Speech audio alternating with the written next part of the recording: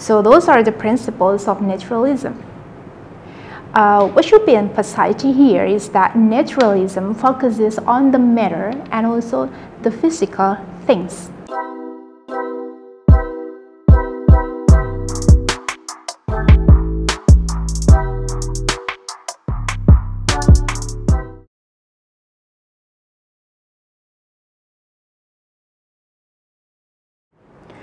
Assalamualaikum warahmatullahi wabarakatuh. Hi, how are you? It is nice to see you again in this channel, Kuliah Teknokrat, to learn about educational philosophy with me, Miss Dia.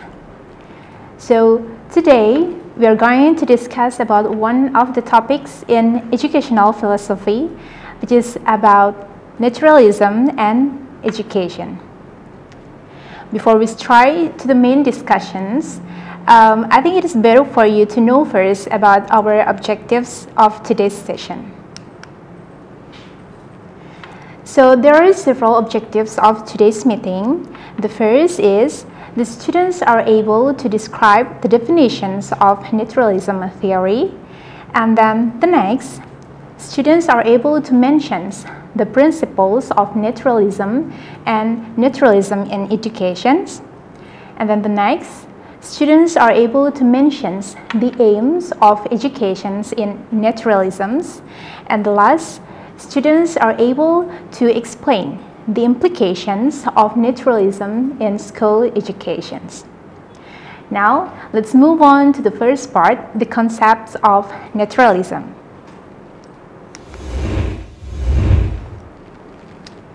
When we are talking about the concept, we will also talk about the meaning and also the definitions of a certain term. Now, what is actually naturalism? According to Hawking, naturalism is metaphysics which considers nature as the whole of reality. It excludes what is supernatural or the other world.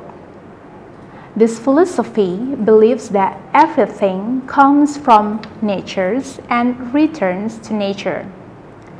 Naturalism is actually a concept that ultimate reality lies in the nature of matter.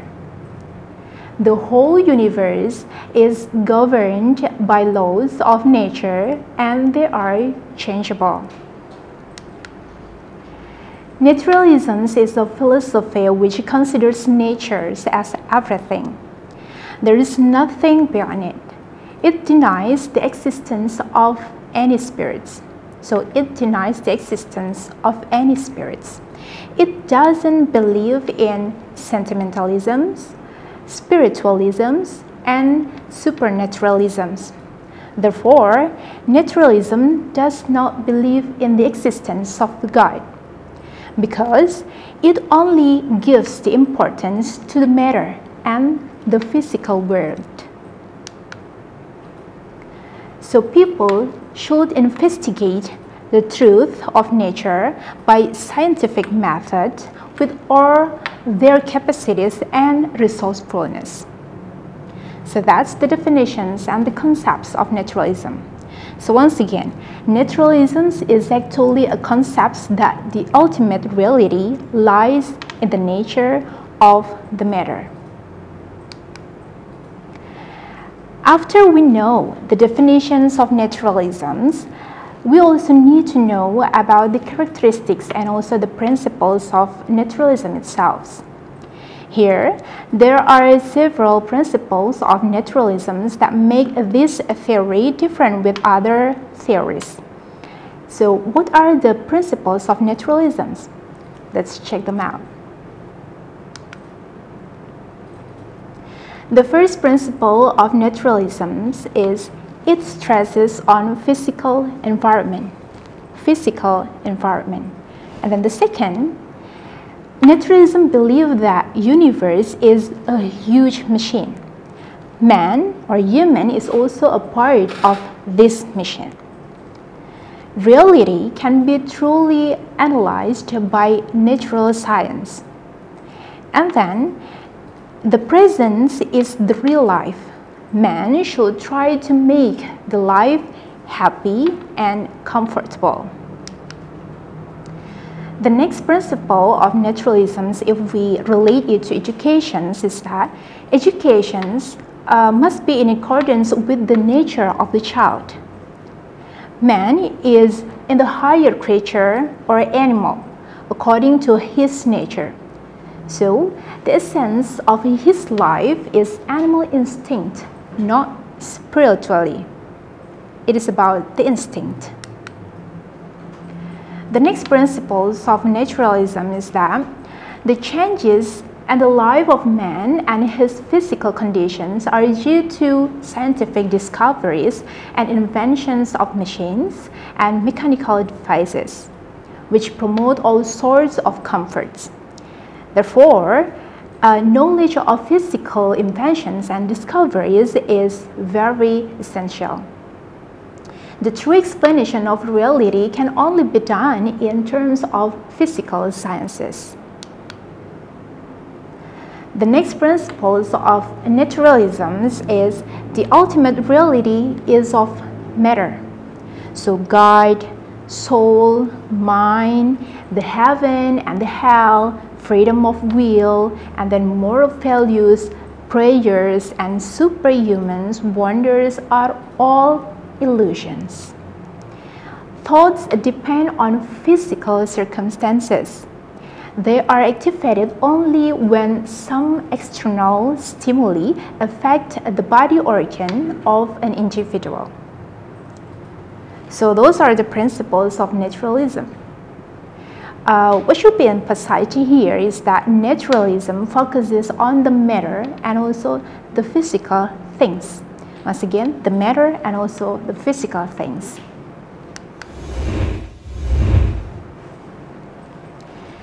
After we have known the concepts and also the principle of naturalism, now let's talk about the main part of our sessions today. It is about the naturalisms in education and how the principles of naturalism theory will affect to the education itself.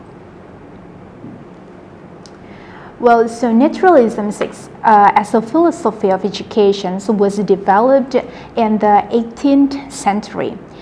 It is based on the assumptions that nature represents the wholeness of reality. Nature itself is a total system that contains and explains all existence, including beings and also human nature. Naturalism appeared as a revolt against formalisms and stereotyped systems of education. In the words of Adams, naturalism is a term loosely applied to the systems of training that are not dependent on schools and books, but on the manipulations of the actual life of the students. According to Rose, education is merely the fostering of natural development, and true education takes place when the nature, power, and inclination of the child are allowed to develop freely with a minimum guidance. So there are three basic characteristics of education according to naturalism. The first is education must conform to the natural processes of growth and mental development. And then the second, education should be pleasurable. And the last, education should engage the spontaneous self-activity of the child. So those are the three basic characteristics of education according to the principles of naturalism. Then what about the naturalistic educations? So here there is some principle of naturalistic educations that I'd like to share in the video. The first principle is about the natural setting. So it is talking about the natural setting. The essence of naturalistic philosophy of education lies in providing natural environment to the child. So we need to provide the natural environment to children. And it is in the setting that proper development of the child can take place. So this theory believes that if we can provide the natural environment to the child, it is the proper development for the children. The next is about child-centeredness. So naturalism gives central position to the child.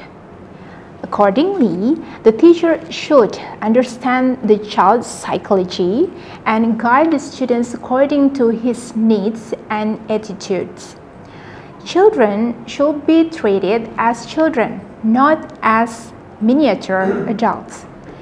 So as a teacher, you have to know your children's psychology, so you will be able to know what he or she needs when you are teaching later on.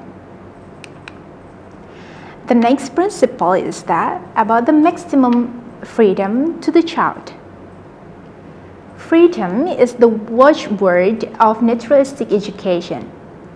It is through freedom that the child growth takes a natural directions. Children should have a free choice of activities to gain first-hand experiences. We need to give the freedom to the children or to our students to choose the activity that they want to do.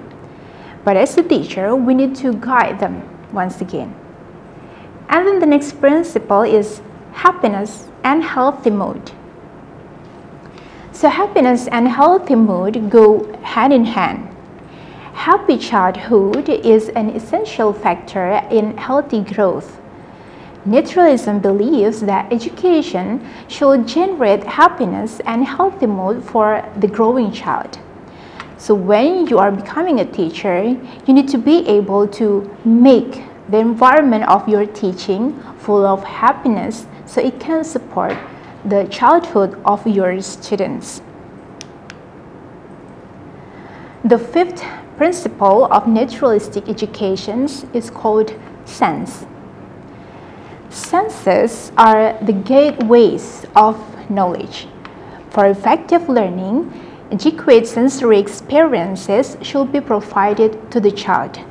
So it is talking about the sensory experiences, something that can be measured by our senses, can be seen, can be heard, etc. So you have to be able to provide this to support your children or your students. Once again, about sensory experiences. The next principle is called instincts. So I've already mentioned before in the beginning, it is talking about the instinct. So naturalistic education regards instincts as the basic of all education. The teacher should fully exploit a child's instincts and try to modify this behavior. It is through education that the child's animal behavior should be transformed into human behavior. So this is your task as a teacher. So after you know the principles of naturalistic educations, the next part of naturalism in education is about the aims of education itself according to the view of naturalism. So the first aim is self-preservation. In order to live completely, as man has first of all to live, he has to continue his own existence. While instinct is the chief guarantee of his objective, education may also help by making the learner familiar with the laws of health and enabling him to earn a living. And then the next aim is securing the necessities of life. It is especially in the realm of developing economic efficiency that education helps in preserving life. Money is not life, but it is a necessity in maintaining life. Education should train directly for success in these important functions. The next aim is raising children. So Spencer, one of the naturalists, held that the most important functions that most men and women have to perform is that of being parents. So therefore, education should deal and sharply both with the care of children in the nursery and the discipline of them as growing boys and girls. The next aim is maintenance of social and political relations. So beyond the home in the far-reaching social structure, men must have some understanding and mastery of social and political processes of living is to be complete. He must be a wise citizen who is equipped for effective social and also political action. The next aim is enjoyment of leisure. So life is not all serious struggles. Keeping physically strong, earning a living, being responsible parents and an earnest citizen. Complete living also includes freedom from struggle, some of the time for gratifications of the taste and feelings. So those are the aims of naturalism in education. Now, what about the concept of naturalism at school? Let's check it out one by one. So according to naturalism theory, the school environment should be completely free, flexible, and without any rigidity. You as a teacher, you need to be able to make this kind of environment that is free and also flexible for your children or students at school. And then it should be helpful for the free and natural development of the child. Once again, it is naturalism, so anything must be in the natural development of the child. You need to be helpful to your students to make them free in setting and also choosing what they are going to do. And then the next, it should be situated in the lap of nature, far away from the cities. So naturalism believes that the nature is the real teacher. So when you are teaching in a place which is far from the cities and then it is surrounded by the nature, it is better than the cities which is situated or placed in the city. And then there should not be any fixed timetable. So once again, the principle of naturalism is that about the freedom. So there should not be any fixed timetable. Everything is free and flexible. The next is there should be no provision for punishment. School develops the feeling of self-learning and also self-discipline. So you as a teacher also need to build this kind of learning, self-learning and also self-discipline for your students to be self-autonomous learning. And then it doesn't want to burden the child with examinations. So this is the point. Naturalism believes that examination will be the burden of the students. So when you are taking naturalism as your belief or a theory in teaching, you must not give your students or the children with a burden of examinations because it will burden your students.